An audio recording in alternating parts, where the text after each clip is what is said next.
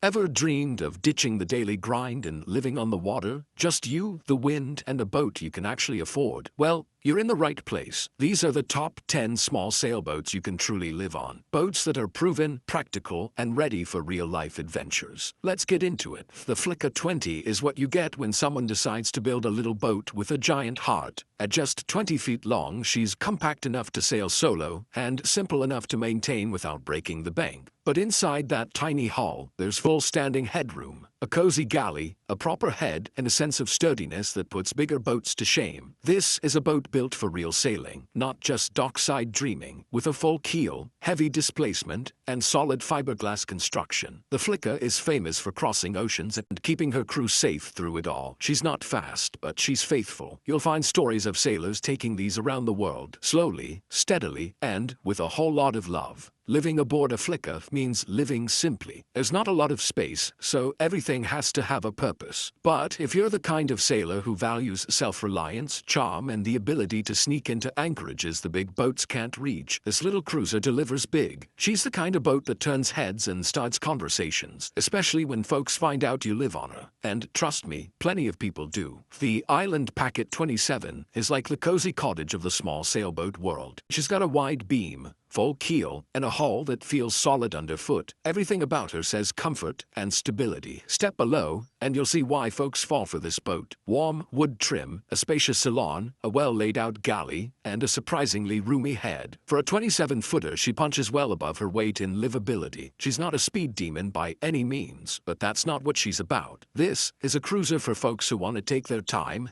poke into shallow waters thanks to the shoal draft, and enjoy the journey. The boat feels like it was designed by someone who actually lived aboard. There's smart storage, good ventilation, and even a nav station that doesn't feel like an afterthought. Living aboard an Island Packet is peaceful. It's the kind of boat where you wake up to coffee on the stove, a good book in hand, and know where you have to be. For couples or solo sailors who want a rock-solid home afloat with classic charm, this boat checks a lot of boxes. She's a little slice of slow-sailing heaven. The McGregor 26X is one of those boats that really splits the crowd. Some folks love it, some turn up their nose. But if you're looking for a light, trailerable sailboat that you can actually live on, this quirky little hybrid has a lot going for it. It's part sailboat, part motorboat, and that flexibility is what makes it unique. With a water ballast system and a swing keel, it's easy to trailer and launch. The cabin layout is surprisingly generous, offering sleeping space for 4, a small galley, a head, and a table for meals or working on the laptop. It's no palace, but it's got all the basics, especially for a solo sailor or a minimalist couple looking to cruise on a budget. What really sets the McGregor apart is that you can slap a big outboard on the back and motor at over 15 knots. That opens up inland routes, rivers, and tight weather windows where most sailboats would be stuck. For live-aboard life on the move, that's huge. If you want a do-it-all budget cruiser that sails decently, motors fast, and can be towed behind a pickup,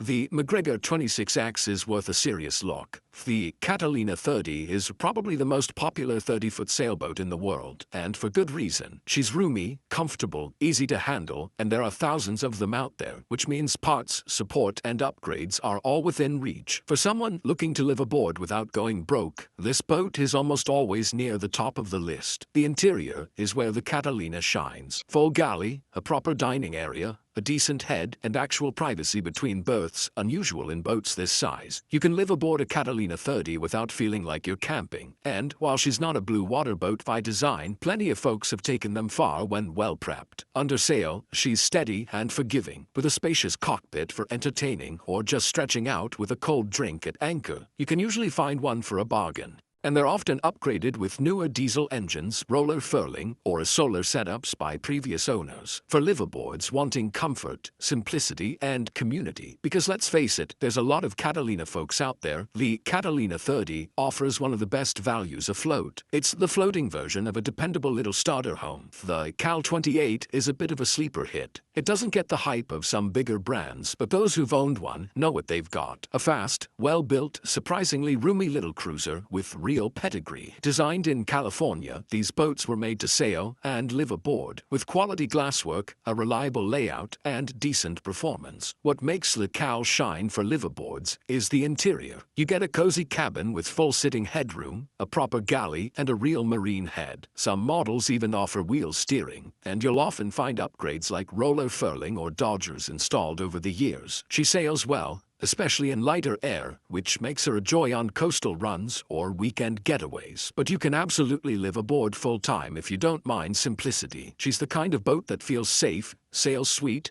and doesn't ask for much in return. Best of all, you can usually find them for a bargain, especially if you don't mind giving up a bit of polish. For the right sailor, the Cal 28 is a humble, capable home on the water, fast enough to be fun and practical enough to live on. The Cape Dory 28 is like a warm cup of coffee on a foggy morning, comforting, steady, and a little bit old school. Designed by Carl Alberg, she's a full-keeled classic that moves with grace and dignity, not speed, and that's fine because what she offers in return is a rock-solid ride and a charming interior that feels like a wood-paneled cabin afloat. Below deck, you'll find a traditional layout, V-berth up front, a compact but workable galley, and a cozy salon. There's a head with decent privacy and just enough storage to make full-time cruising possible if you travel light. Her fit and finish are beautiful in that no-frills, seaman-like Cape Dory style.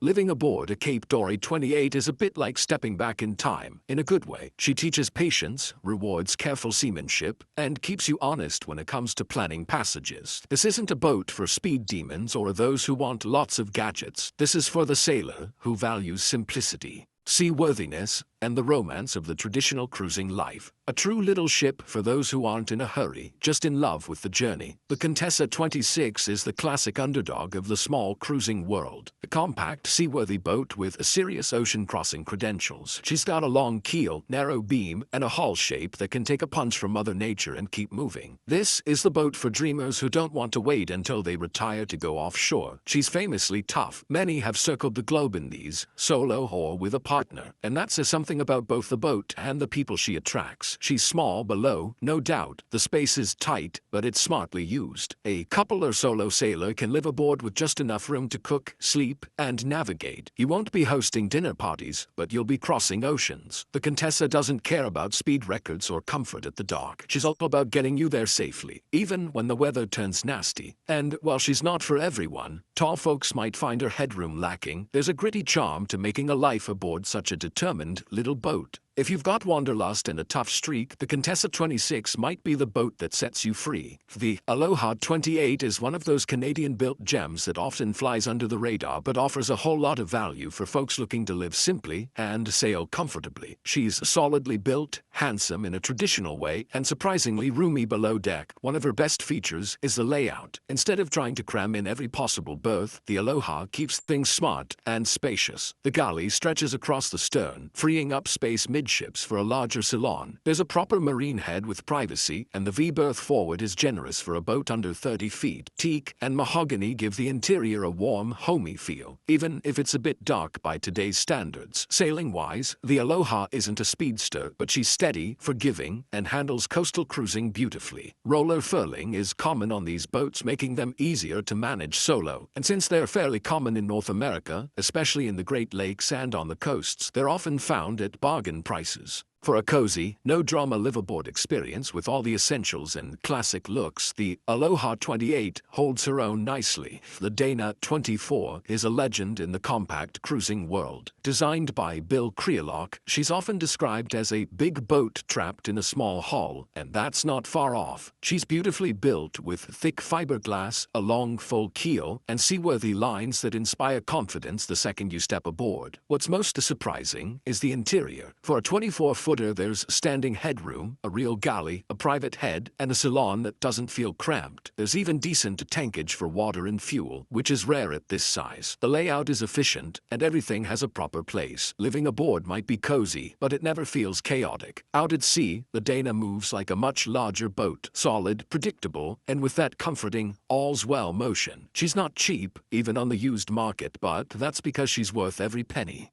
These boats hold their value and have a loyal fan base. If you want to go far, Go safe and go in style without jumping into something huge. The Dana 24 is about as close as you'll get to the perfect little liveaboard cruiser. The Alban Vega 27 might be one of the best kept secrets in the small boat cruising scene. Built in Sweden, these boats are known for being rugged, simple, and capable, traits that have earned them a loyal following and more than a few circumnavigations under their belt. She's a sloop-rigged, fin-keel cruiser with a reputation for holding together when things get rough. Below deck, you'll find a no-frills layout with a small galley, a decent-sized settee, and a V-berth that's surprisingly usable. It's not luxurious, but it's practical. And that's what matters when you're living aboard on a budget. What sets the Vega apart is its combination of toughness and affordability. You can still find them reasonably priced, often with good gear already installed by a previous owner who had big plans. And despite her vintage, the boat sails well. She's light on the helm, responsive, and forgiving, ideal for new cruisers and solo adventurers alike. For someone looking to keep things simple and seaworthy, the Alban Vega 27 offers just the right blend of comfort and capability. She's proof that you don't need a huge boat or a huge bank account to chase big dreams on the water. So there you have it, 10 small sailboats you can actually live on. Boats with heart, history, and just enough space to make a floating life not only possible, but pretty damn satisfying. Whether you're into rugged ocean crossers like the Contessa 26, charming little homes like the Flicka 20, or solid cruisers like the Catalina 30, there's something on this list for every kind of sailor with a dream and a little grit. The truth is, you don't need a 40-footer or a 6-figure budget to start living the life. What you do need is the right mindset, a willingness to downsize, and a boat that feels like home, even if it's only 24 feet long. If one of these boats caught your eye, let me know in the comments which one you'd sail away on. And if you've already taken the leap, I'd love to hear what you're living aboard now and what you've learned along the way. Until next time, stay salty, stay curious, and I'll see you out there where the water meets the wind. Cheers.